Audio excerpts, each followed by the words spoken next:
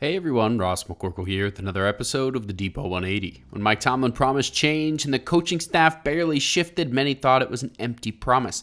Little did they know it would end up being one of the biggest off seasons of change in team history. That continued last week with the trade to acquire cornerback Jalen, Ramsey, and tight end Jonnu Smith in exchange for Minkah Fitzpatrick and a 2027 late-round pick swap with the Miami Dolphins. How will the secondary shake out now without Fitzpatrick and with Ramsey? On paper, they have too many corners and not enough safeties, but Ramsey has the capability to play multiple positions and could act as a chess piece in their defense. He's previously expressed a desire to finish out his career on the back end, much like a Charles Woodson or Rod Woodson at safety later in their careers. Maybe he will fill that role a bit, but the Steelers also have Juan Thornhill to pair with the recently extended Deshaun Elliott.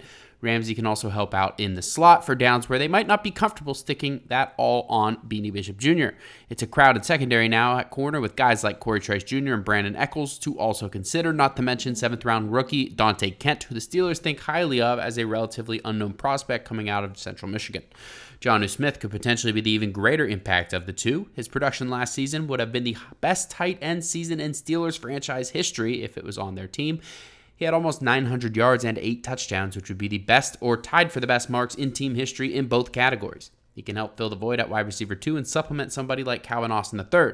They also have one of the best and most diverse tight end rooms in the league now, adding him to Pat Freiermuth and Darnell Washington. Arthur Smith is a former tight end coach and loves to run multiple tight end sets. This trade feels like another step in the direction of giving him everything he needs to operate his preferred offense. Running back Caleb Johnson in the draft was another great example of that. The Steelers certainly did have an offseason of change, even if it was a bit of a slow burn.